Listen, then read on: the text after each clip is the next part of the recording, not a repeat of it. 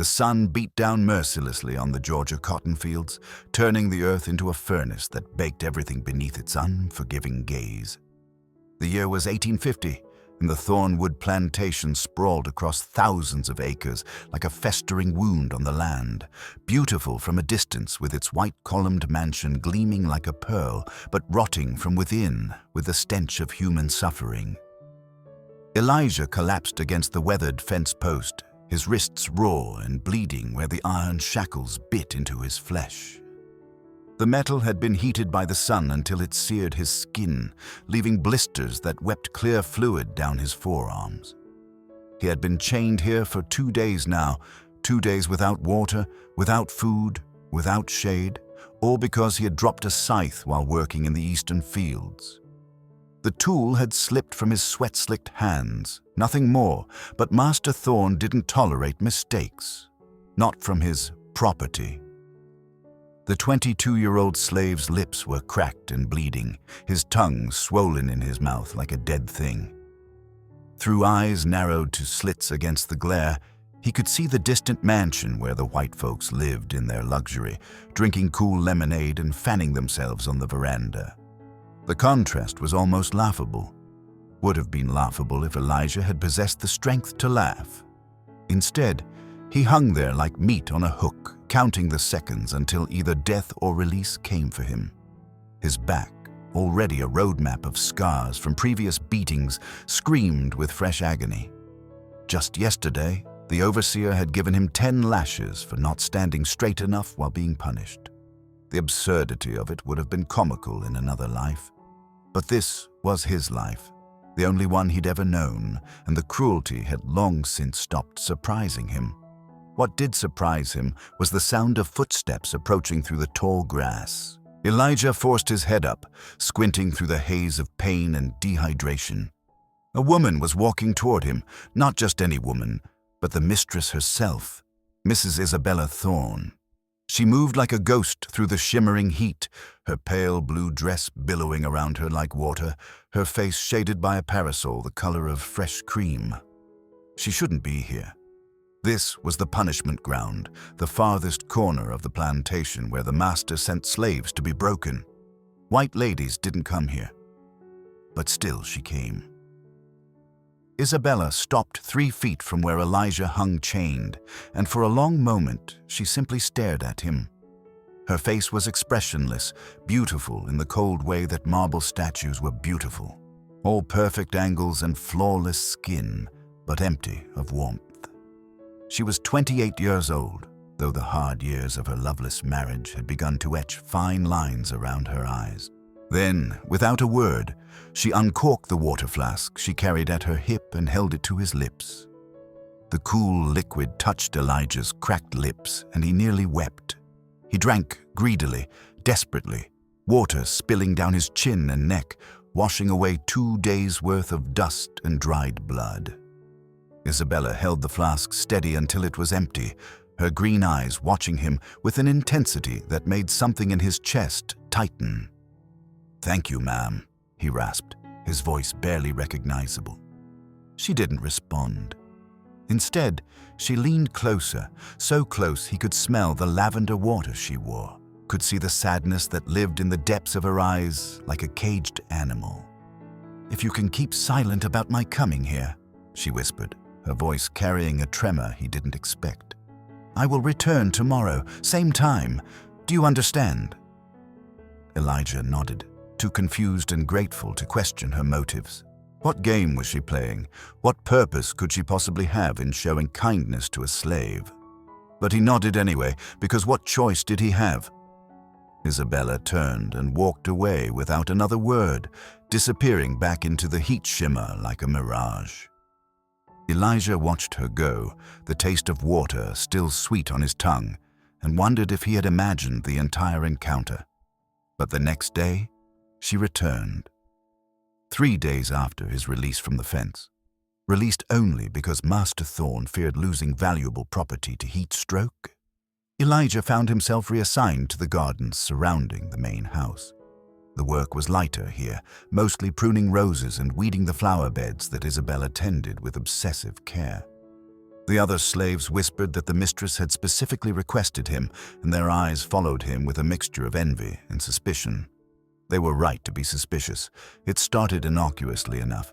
Isabella would appear in the gardens during the cooler evening hours, ostensibly to check on her flowers, and would engage him in brief conversations. She asked about his life, his family, questions no white person had ever bothered to ask before. Elijah answered carefully, keeping his responses short and deferential, always conscious of the 20 pairs of eyes that might be watching from the house or the fields. But as the weeks passed, the conversations grew longer, more intimate. Isabella began to share pieces of herself. How she had been raised in Boston, the daughter of a merchant who had fallen on hard times and married her off to Colonel Thorne to settle debts. How she had arrived at Thornwood 5 years ago expecting a partnership and found instead a prison with silk curtains and crystal chandeliers. "I'm as much his property as you are," she told Elijah one evening, her voice barely above a whisper. They were standing in the rose garden, the last rays of sunlight painting everything in shades of gold and crimson. "The only difference is that my chains are made of wedding vows and social expectations instead of iron." Elijah had looked at her then, really looked at her, and saw the truth of it. The way she carried herself with rigid perfection, the way her smiles never reached her eyes, the bruises she sometimes hid beneath long sleeves and high collars. Master Thorne was as brutal with his wife as he was with his slaves, just in different ways. That night, everything changed.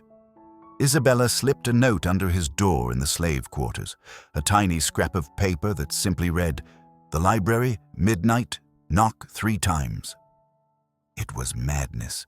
If they were caught, she would be disgraced and he would be hanged. But Elijah went anyway, drawn by something he couldn't name, something that felt dangerously like hope. The library was in the east wing of the mansion, accessible through a servant's entrance that Isabella had left unlocked. Elijah crept through the darkened halls, his heart pounding so hard he was certain it would wake the entire household. When he reached the library door, he knocked 3 times, barely audible. Isabella opened it immediately, pulling him inside and closing the door behind him. The room was lit by a single candle, its flickering light casting dancing shadows across walls lined with thousands of books. Elijah had never seen so many books in his life. The sight of them stole his breath more effectively than any beating ever had. "Can you read?" Isabella asked. Elijah shook his head. "No, ma'am. It's illegal. If Master found out—" "He won't find out," she interrupted, her voice fierce. "I'll teach you, starting tonight." And so began the most dangerous education of Elijah's life. Night after night, they met in secret. Isabella taught him letters first, then words, then sentences. She brought him newspapers, poetry, philosophy, opening windows onto a world he had never imagined existed. She taught him about abolitionists in the North, about Frederick Douglass and Harriet Tubman, about the Underground Railroad that spirited slaves to freedom. But more than that, they taught each other about themselves. Isabella discovered in Elijah a mind as sharp as any Harvard scholar, capable of understanding complex ideas and articulating thoughts with eloquence that astonished her. He could discuss Emerson and Thoreau with insights that revealed the lie of racial inferiority that Southern society was built upon. Elijah discovered in Isabella a kindred spirit, someone who understood what it meant to be trapped, to rage against invisible bars, to dream of a freedom that seemed forever out of reach. Somewhere in those candlelit hours, between lessons on grammar and heated discussions about natural rights, they fell in love. It happened slowly, then all at once. A brush of hands while turning a page, eyes meeting and holding a moment too long. The way Isabella's breath would catch when Elijah spoke passionately about Dante's Inferno, drawing parallels to their own living hell. The way Elijah's heart would race when Isabella smiled at him, really smiled, with genuine joy lighting up her face for the first time in years. The first time they kissed, it was Isabella who initiated it. They had been reading a passage from Shakespeare's sonnets, and when Elijah finished reciting, "Shall I compare thee to a summer's day?" she had leaned forward and pressed her lips to his. The kiss was tentative, questioning, terrifying in its tenderness. "We shouldn't," Elijah breathed against her mouth, even as his hands came up to cradle her face. "I know," Isabella whispered back, "but I cannot help myself. You are the only real thing in this house of lies." They made love that night on the library floor, surrounded by books and bathed in candlelight. It was gentle and desperate all at once, two prisoners stealing a moment of freedom in the only way they knew how. Afterward, they lay tangled together, Isabella's head on Elijah's scarred chest, listening to his heartbeat and pretending that the world outside didn't exist. But the world always existed, and it was cruel. Master Thorn was not a stupid man, paranoid, sadistic, and drunk more often than not, but not stupid. He began to notice the changes in his household. Small things at first, Isabella humming to herself while arranging flowers. The peculiar glow in her cheeks, the way she no longer flinched when he entered a room, as if his presence no longer held power over her. And then there was the slave, Elijah. Too handsome, too intelligent behind those carefully downcast eyes. Thorn had seen the way the boy looked at Isabella when he thought no one was watching, a flash of something that looked disturbingly like familiarity. The colonel began to watch them both more closely. One evening, he found a book in Isabella's room, narrative of the life of Frederick Douglass, with a page corner turned down. When he confronted her about it, asking why she would read such abolitionist filth, she had met his eyes with a calm that bordered on defiance. "I like to understand all perspectives," she said simply. "Surely you don't begrudge me intellectual curiosity." Thorn had struck her then, a backhanded blow that split her lip and sent her sprawling. But even as she fell, she had smiled, and that terrified him more than anything. He was losing control, and control was everything. He began to make Elijah's life systematically unbearable. Every minor infraction resulted in brutal punishment. If the roses weren't pruned to exact specifications, 10 lashes. If the weeds weren't completely eradicated, 5 more. If Elijah made the mistake of standing upright in his presence, 20 lashes delivered personally by Thorn himself, who seemed to take perverse pleasure in watching the whip tear open old scars.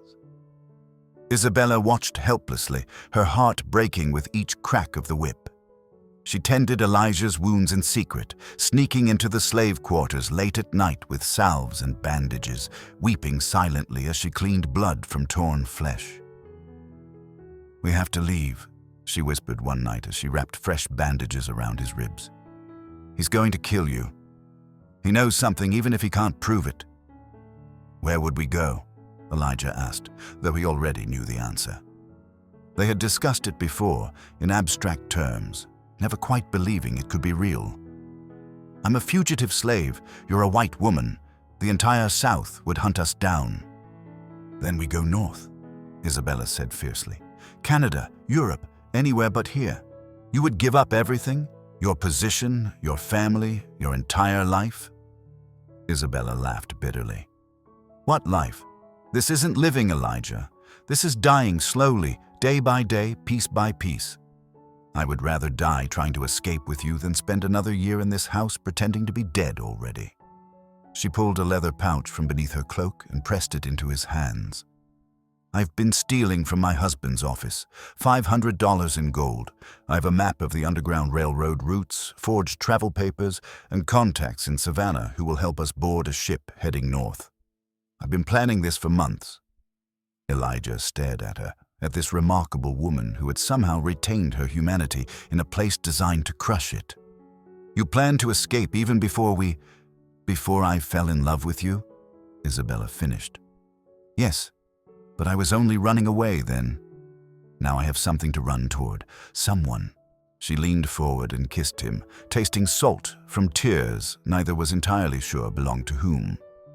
"In 3 days," she whispered, "my husband is going to Charleston for a slave auction.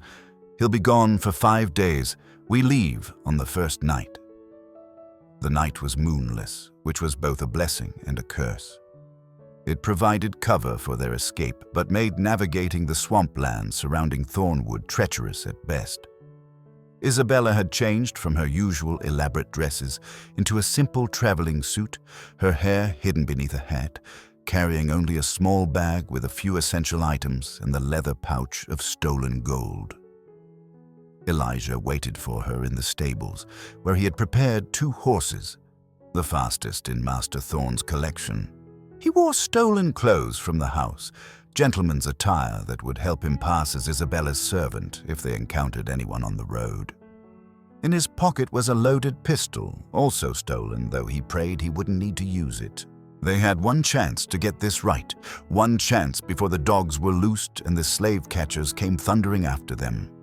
Isabella appeared like a ghost in the stable doorway, and for a moment Elijah's heart stopped at the sight of her. She looked terrified and exhilarated all at once, her eyes burning with the same desperate hope he felt churning in his own chest. "Ready?"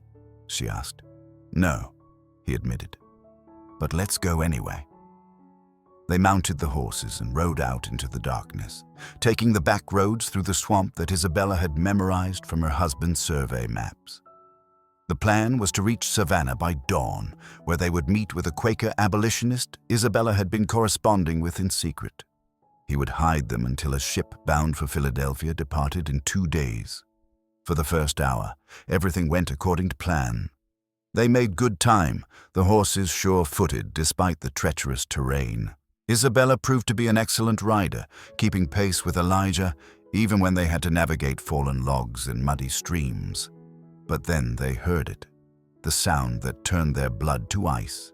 Dogs, hunting dogs, baying in the distance, getting closer. "He came back early," Isabella gasped, her face draining of color. "Oh God, Elijah, he came back early." They kicked their horses into a full gallop, abandoning stealth for speed. Behind them, the sound of the dogs grew louder, joined now by the thunder of hoofbeats and men's voices shouting. Torches appeared in the darkness like malevolent stars, spreading out to cut off their escape routes. "This way," Elijah shouted, veering off the main path and plunging deeper into the swamp. It was a desperate move. The swamp could kill them as easily as their pursuers, but it was their only chance. They crashed through cypress and Spanish moss, the horses struggling through water that sometimes rose to their bellies. The dogs baying became confused as the scent trail was disrupted by the water. They might have a chance, after all. Then Isabella's horse stumbled. The animal went down with a scream, its leg caught in a submerged root. Isabella was thrown clear, landing hard in the shallow water. Elijah wheeled his horse around, his heart in his throat, and saw her struggling to rise, covered in mud and gasping. "Get on!" he shouted, reaching down to pull her up behind him. But it was too late. The torchlight broke through the trees, and there was Master Thorne himself, mounted on a black stallion, flanked by 6 armed men and a pack of snarling bloodhounds. "Well, well," Thorne drawled, his voice dripping with poisonous satisfaction. "Look what we have here, my faithless whore of a wife and her monkey lover." Elijah's hand went to the pistol in his pocket, but 4 rifles immediately trained on him. "I wouldn't," Thorne advised. "Though honestly, boy, I hope you do. Give me an excuse to blow your brains out right here in the swamp and save myself the cost of a rope." "Let her go," Elijah said, surprised by the steadiness in his own voice. "This was my doing. I forced her. Let her go and I'll come without a fight." Thorne laughed, a sound like breaking glass. "How noble. But we both know that's a lie, don't we, dear wife?" He swung down from his horse and approached Isabella, who had risen to her feet, shaking with rage and fear. "You're mine," he hissed, grabbing her by the throat. "Mine, and I will make you watch while I skin your pet nigger alive, inch by inch until he begs me for death. Then I'll hang what's left of him from the front gate as an example to every other slave who might get ideas above their station." "No," Isabella whispered. Then louder, "No." She reached into her bodice and pulled out a small pistol. a lady's gun that Elijah hadn't known she carried. In one smooth motion, she pressed it against her husband's chest and pulled the trigger. The sound was deafening in the stillness of the swamp. Colonel Thorne staggered backward, eyes wide with shock, a spreading red stain blossoming across his white shirt. He looked down at the wound, then up at his wife, and laughed again, a wet, gurgling sound. "You'll hang for this," he gasped. "They'll hang you next to him, you treacherous bitch." Then he collapsed into the black water and moved no more. For a heartbeat, no one moved. The other men stared in shock at their fallen master. Then all hell broke loose. "Shoot them!" one of the overseers screamed. "Shoot them both!" Elijah pulled his own pistol and fired, hitting one of the men in the shoulder. Then he spurred his horse forward, grabbing Isabella and hauling her up behind him. They crashed back into the swamp as gunfire erupted behind them, bullets whining through the darkness like angry hornets. Elijah felt a burning impact in his side, then another in his shoulder. The pain was distant, unreal, drowned by the adrenaline screaming through his veins. He just kept riding, Isabella's arms wrapped tight around his waist, her face pressed against his back. They rode for what felt like hours, but was probably only minutes, until the sounds of pursuit faded behind them. Only when they reached a small clearing did Elijah finally pull the horse to a stop and slump forward over its neck. "Elijah," Isabella's voice was thick with terror. "Elijah, talk to me." He tried to answer, but blood filled his mouth. Looking down, he could see the dark stains spreading across his stolen gentleman's clothes. 2 bullet wounds, maybe 3. He couldn't tell anymore. Everything was starting to go fuzzy. "The river," he managed to gasp. "Map said, boat waiting, northern bank." "We're almost there," Isabella said, though he could hear the lie in her voice. "Just hold on. Please, God, just hold on." She took the reins and guided the horse forward. Elijah drifted in and out of consciousness, aware of movement, of Isabella's voice murmuring prayers and pleas, of the horse's labored breathing beneath them. When next he opened his eyes with any clarity, dawn was breaking pink and gold over a wide river. And there, tied to a rotting dock, was a small boat. Isabella half carried, half dragged Elijah to the boat. He was bleeding heavily now, leaving a trail of crimson across the dock. His face was the color of old parchment, his breathing shallow and irregular, but his eyes, when they met hers, were clear. "You have to leave me," he said, each word an obvious agony. "Take the boat. Use the papers. You can still make it." "Shut up," Isabella said fiercely, tears streaming down her face. "I'm not leaving you. We're in this together, remember?" She got him into the boat, laying him as gently as she could in the bottom. Then she began to row, pulling hard against the current, every muscle in her aristocratic body screaming with the unaccustomed effort. Behind them, she could hear the distant sound of pursuit picking up their trail again. The northern bank was perhaps 100 yards away. So close, so impossibly far. "Isabella," Elijah whispered. She stopped rowing and knelt beside him, cradling his head in her lap. "I'm here," she said. "I'm right here." "I love you," he said, and smiled.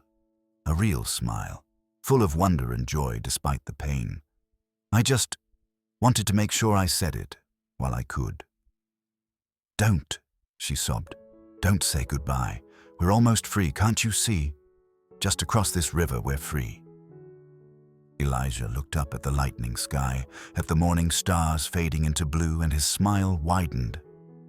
"I'm free," he said softly. "Right now, in your arms, I'm free."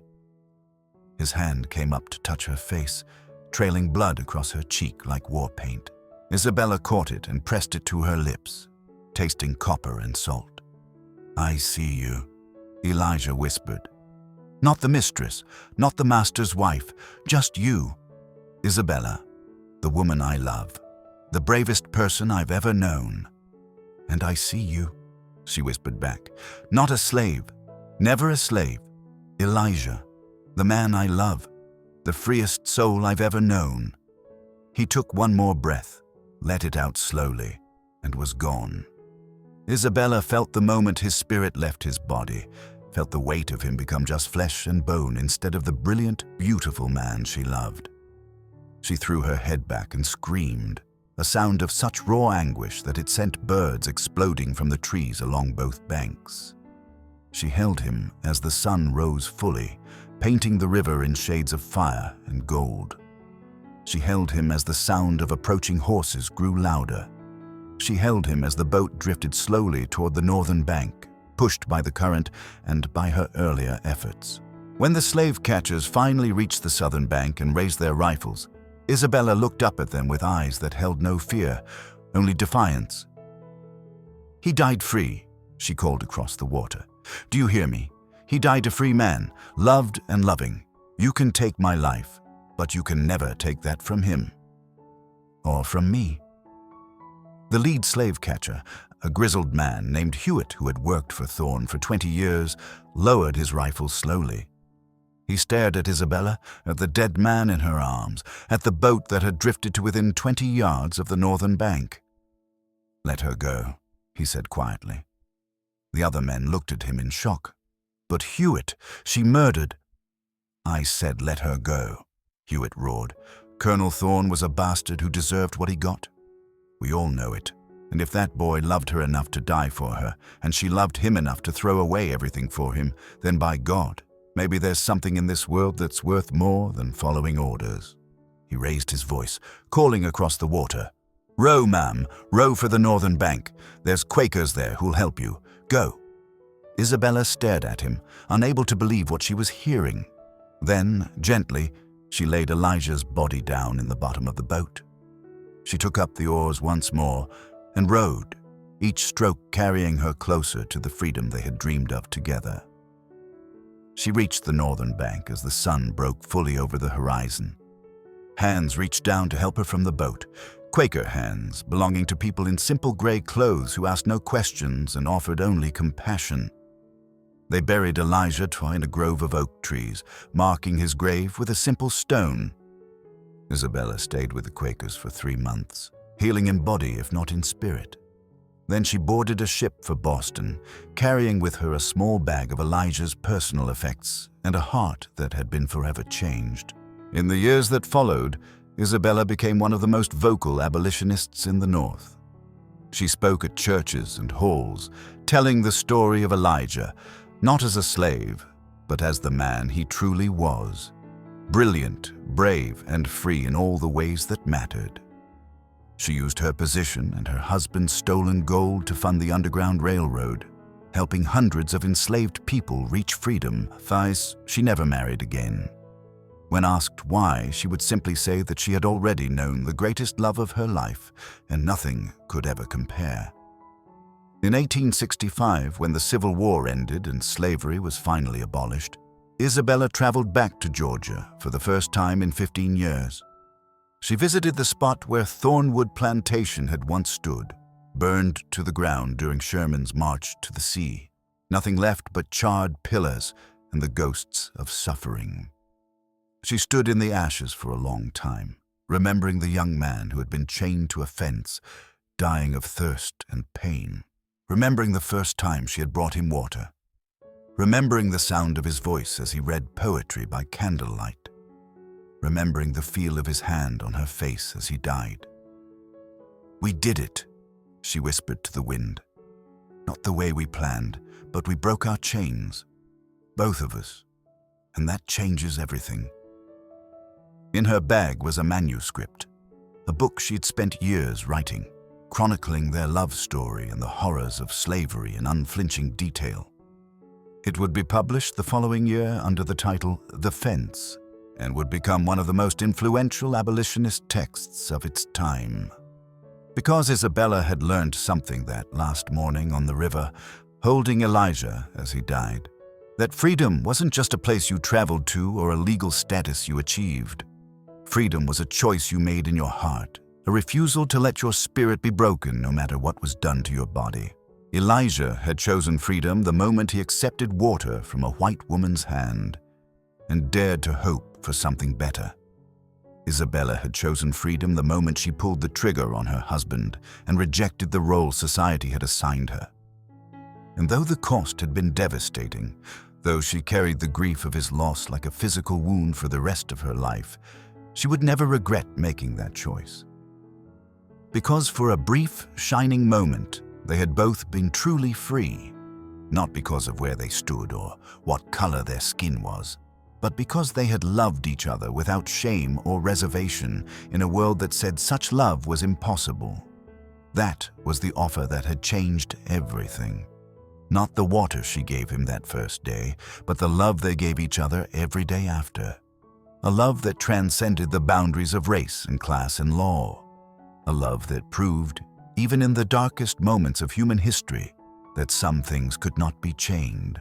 When Isabella finally died at the age of 73, surrounded by friends and fellow abolitionists, her last words were, "Tell Elijah I'm coming. Tell him I kept our promise. Tell him we won." And perhaps, in the ways that mattered most, they had.